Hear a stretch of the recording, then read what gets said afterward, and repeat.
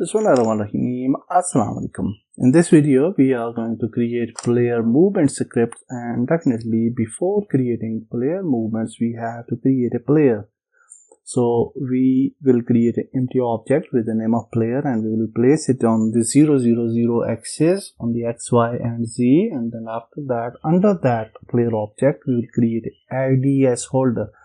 Under ADS holder, we are going to create a weapon holder, and under weapon holder, we have created a character game object.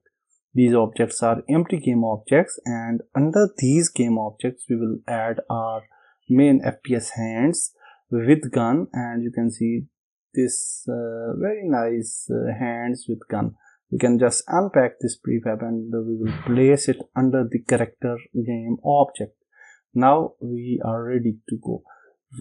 You can see that animator controller is missing, and if we go to the animator section of this nice asset, then I hope we can find out the animator component, and then we can place that animator component over here. So here you can see we have a lot of animators for different guns, and we need animator controller for sniper shooter.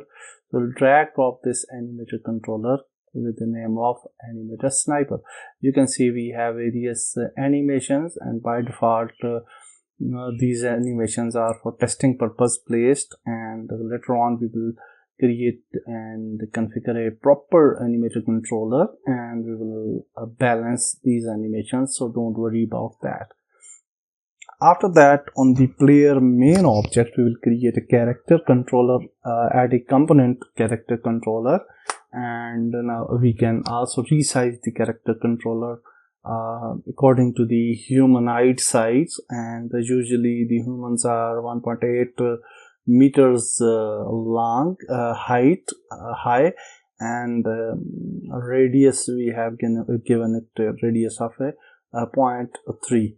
So now you can see that we will just adjust the ADS holder so that we will adjust the gun in the camera position. So camera is on the 000, and then we will just balance the ADS holder so that our gun should be visible in our game mode.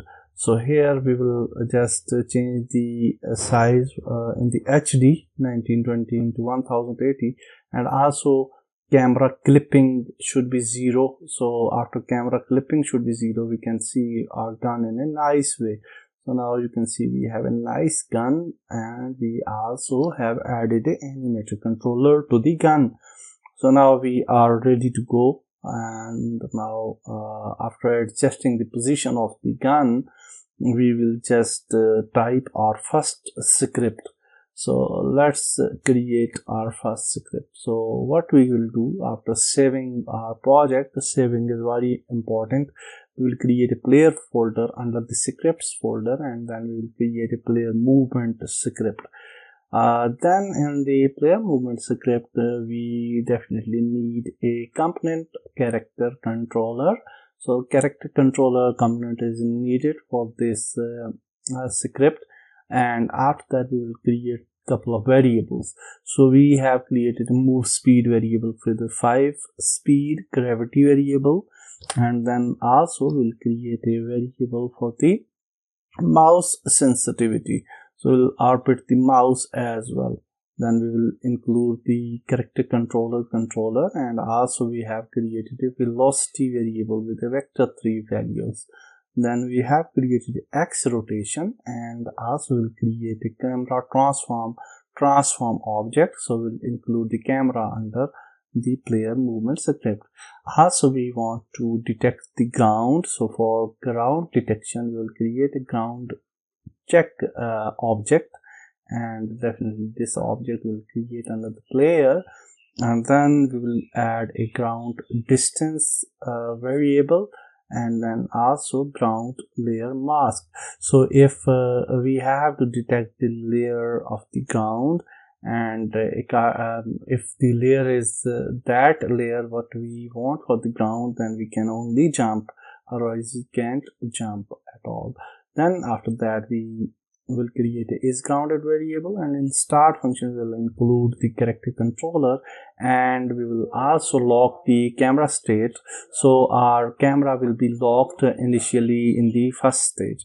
After that, we'll create a handle movement function where we will make the grounded, and we will actually cast a layer, ray cast, and from the ground check position. So now we are checking the velocity, and if the velocity of y is lesser than 0, then we can only apply the velocity, and definitely we will jump only when we are grounded. So after ground check, we will actually add a x horizontal and vertical movements. So vertical movements will be the forward and back movements, and horizontal will be the right and left movements. Then we will actually add a vector3 move. So we will transform dot right, so we can move right and left, and also we'll multiply it with the x values on the x-axis, plus transform dot forward multiplied by z. So we'll multiply the z values with the transform dot forward. So we are actually getting the horizontal and vertical inputs, and we are applying it to the transform dot right and transform dot forward. After that, we will add a controller dot move, and we will add a move speed with the multiply with the time dot time scale and move variable, which is the 5f speed, and then we will finally apply the velocity on the y-axis. After that, we will move controller dot move velocity within time dot delta time. After that, for the mouse handling, we will add a handle mouse look, and we will add a float mouse x input dot get axis mouse x and multiply the mouse sensitivity, so we can move the mouse and we can see around, or you can say we can orbit around, and then we will multiply it with the 100f into time dot delta time. Similarly, we will add the mouse y rotation as well, and we will get the input with the mouse y. So if we move mouse to the up and down, we will add a sensitivity to this. Then we'll add the x rotation with the minus y equal to mouse y, and then we'll add we are clamping the x rotation between minus 90f and 90f. Definitely you can change these numbers later on if you want.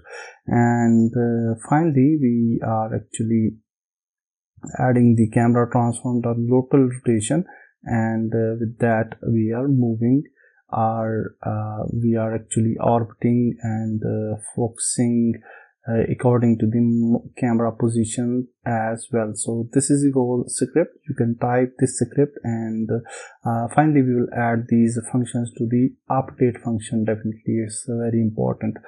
Then we will add this player movement script on the player main game object, and then we will create a ground check object under the player, and it can be a little bit up to the ground, and then we will add the relative fields in the inspector. And also for the layer mask, we will select the default layer mask. As you can see that on the train we have a default layer selected. So now you can see that the movement is working absolutely good. We can actually move, we can move right and left, and we are good to go. So in the next video we'll move forward and we will add jump and animations as well. That's it for this video. Goodbye.